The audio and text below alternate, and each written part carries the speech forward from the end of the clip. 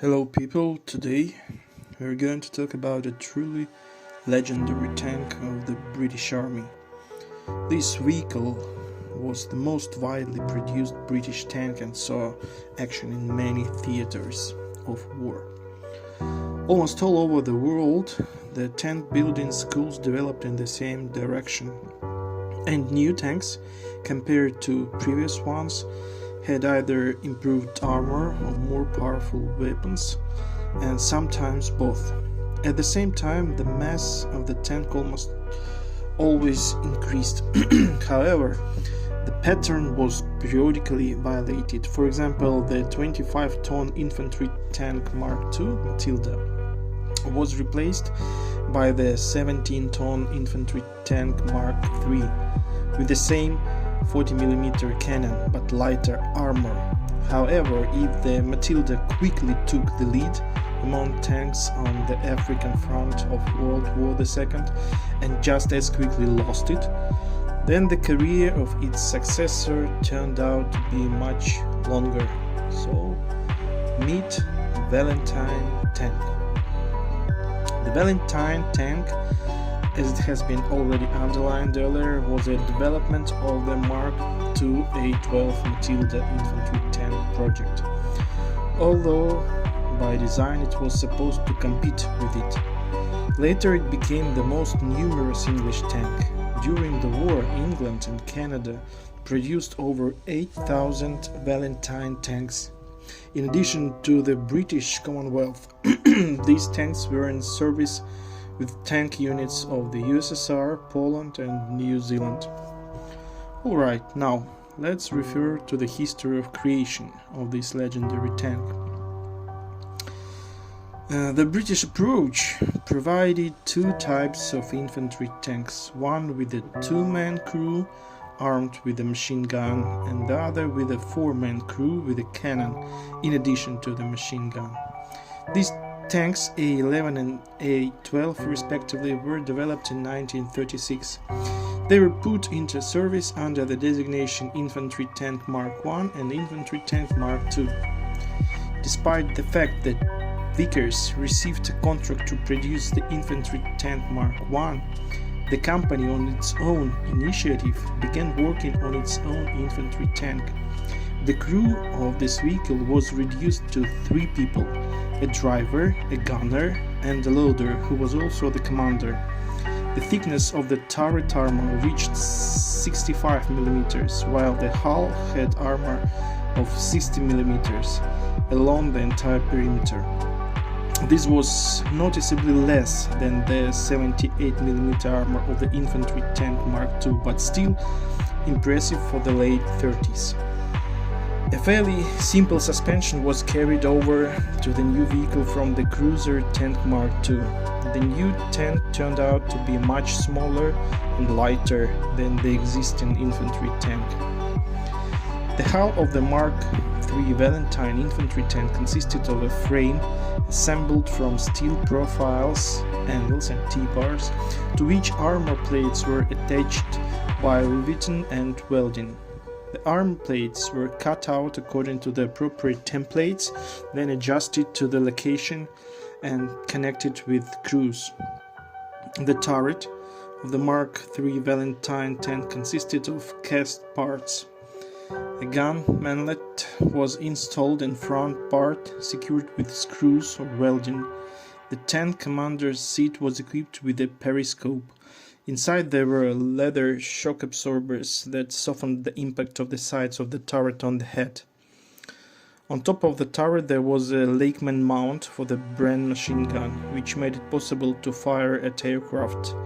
In traveling position, the Bren was removed from the mount and stored inside the fighting compartment.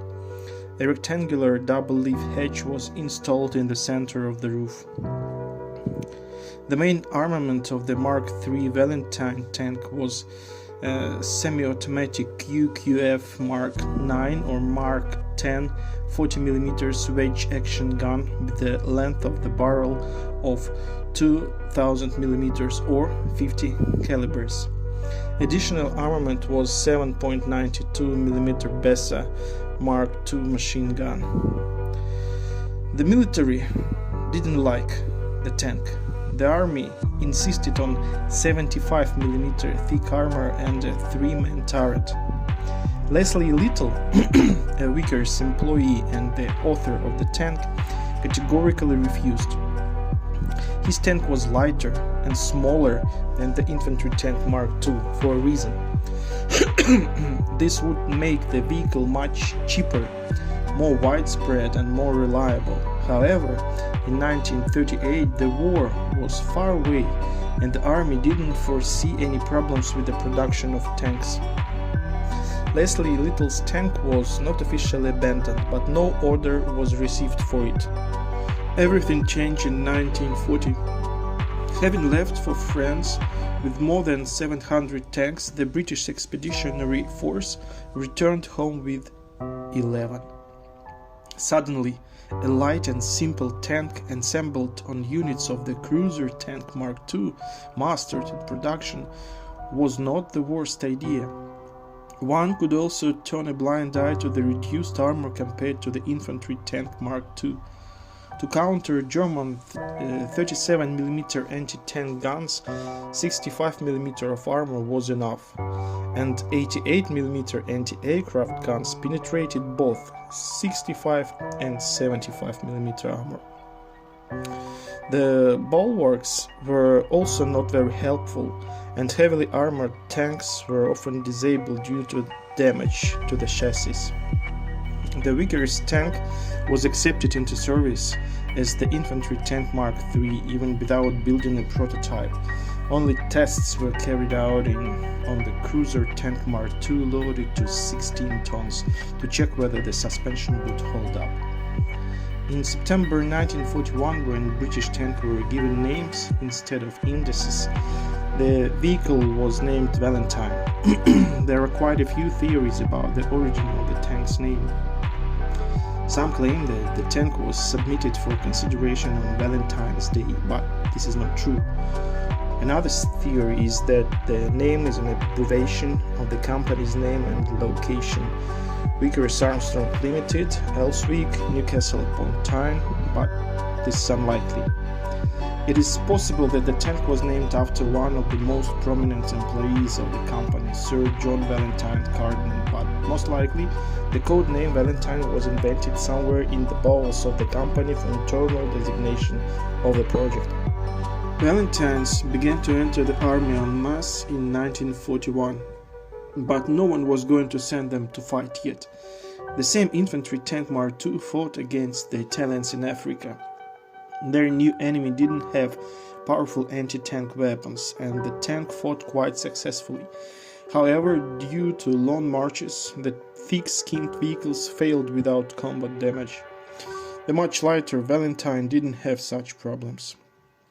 The Valentine tank saw extensive service with British and Commonwealth forces during World War II.